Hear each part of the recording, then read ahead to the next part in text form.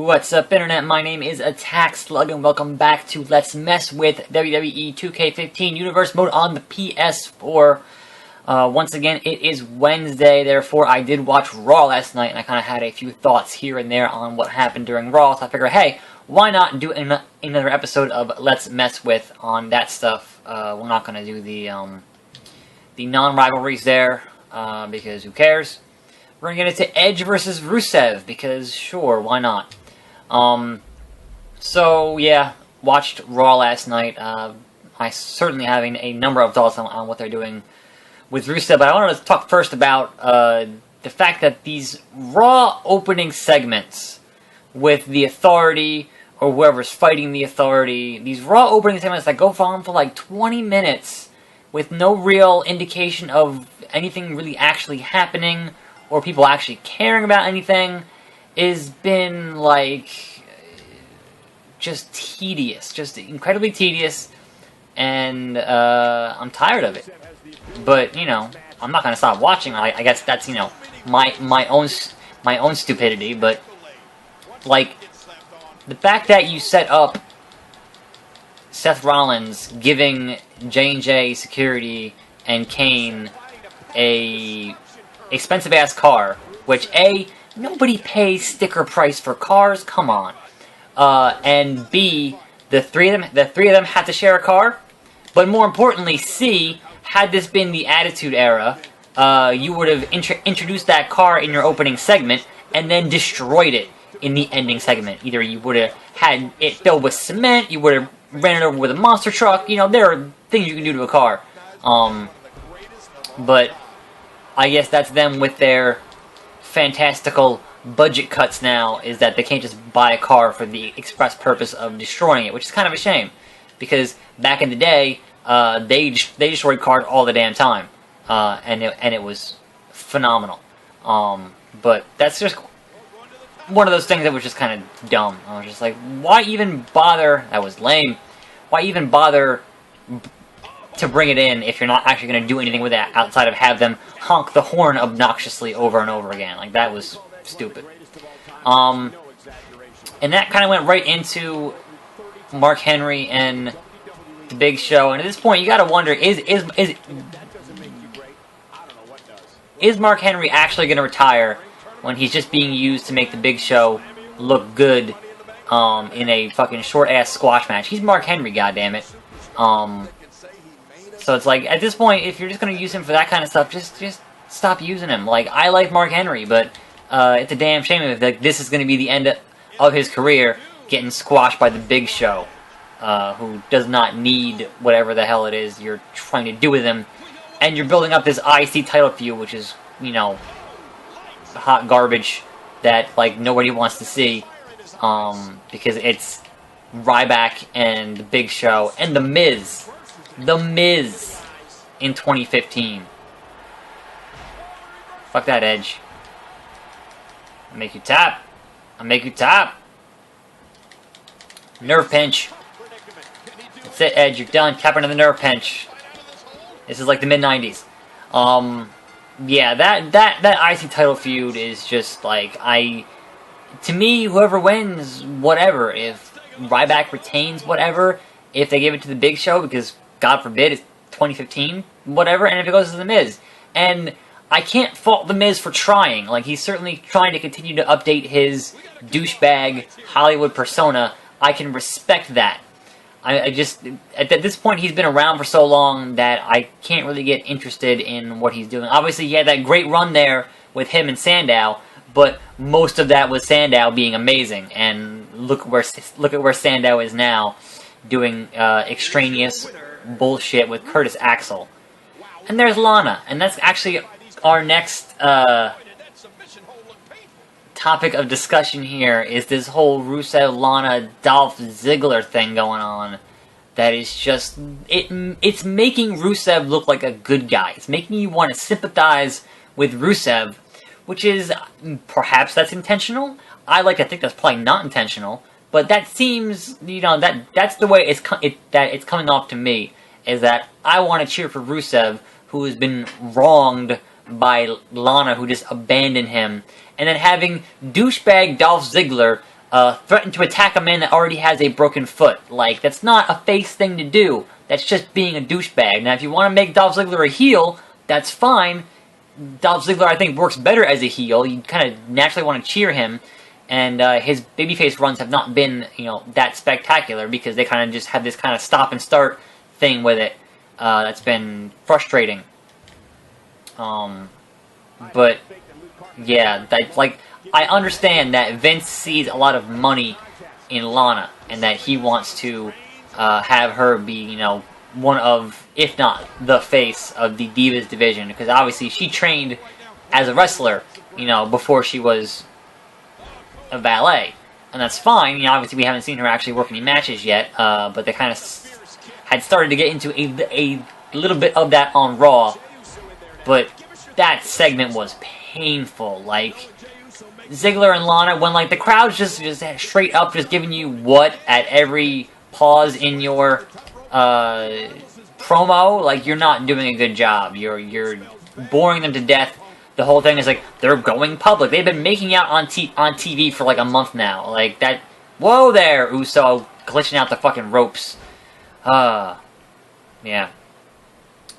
And so, one would imagine they would ease into the Lana thing by having a mixed tag at Battleground, but that's only if Rusev's foot is well enough to make that happen.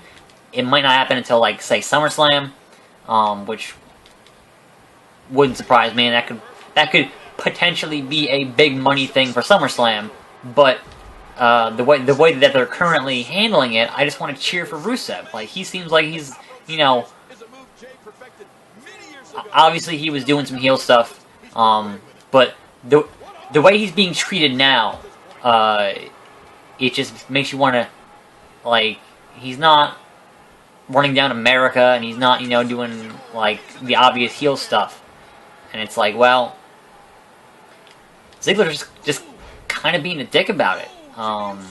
And that's, I don't know. That whole thing, obviously this was not their intention with how they were going to run with this stuff, because he wasn't supposed to get hurt. So, they're kind of just making it up as they go along. But at the same time, they also should have had the IC belt on Daniel Bryan. And obviously you don't, because he's, made of paper mache, apparently. So yeah, it's a hot tag. It's frustrating, because they're things that I like, so I will say, the one thing on Raw that was not total hot garbage that I actually did like was Cena and Cesaro. I thought was fantastic. That was a hell of a match, and credit where credit is due when you have a guy who wants to go with Cena, and they just go and they just decide, okay, we're gonna have a great match. Cena is certainly more than capable, even though he's had a very limited moveset for a lot of his career. You put him into a big money situation, or just if you motivate Cena properly, he can have excellent matches. And having a guy like Cesaro, who is phenomenally talented and amazingly strong, you can put on a fantastic little match on Raw. And certainly this weird little renaissance that he's been having as a mid-card guy, as the U.S. champion, has been fantastic. Now, the fear is, if he loses the U.S. belt to Owens, obviously he'll get his rematch, but if he continues to lose... What the hell's going on here? If he continues to, if they give the U.S. belt to Owens, and they phase Cena out of that feud, which, would be logical, does that immediately put Cena back into the main event title picture, and how pissed are people going to be at him being back in the main event picture? Because considering he was in that picture for a fucking decade, I can understand why you wouldn't want him there. But he's been having a pretty fantastic thing with all these guys who are much lower on a card, doing his superplex, doing this U.S. title invitational. So that's been pretty good. Ideally, you know, if you want to build up the U.S. belt more than it already is, obviously, you know, they've been putting a shine on it with Cena as the champ. You want to keep doing that and have it as a belt that means competitive matches. What you would do is, if you give it to Owens, have the first guy that Owens feuds with be Cesaro. I think Owens and Cesaro could put on some 5-star classics across the board, and as someone who watches wrestling to watch wrestling, that'd be great. Now, you know, this is Vince and company, so that probably won't happen, but it's one of those things that ideally I'd like to see. So that's just kind of my thought on it.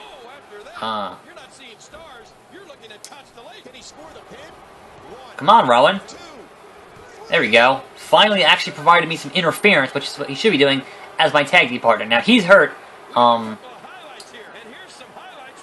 Rowan's hurt, so one would imagine any possibility of actually bringing in the Dudleys to work Harper and Rowan is not going to happen because he's out for like 4 to 6 months, is my understanding. So that's unfortunate. It is what it is. And then the last thing I kind of wanted to cover real quick here was that main event beatdown was just tedious. There was no real retribution. Dean Ambrose kind of just vanished into a black hole and just was never seen again. I made us, you know, sat there and beat up Roman Reigns for a while, put him through a table, etc., etc. And it wasn't particularly entertaining to watch because it was just kind of, I don't know, predictable.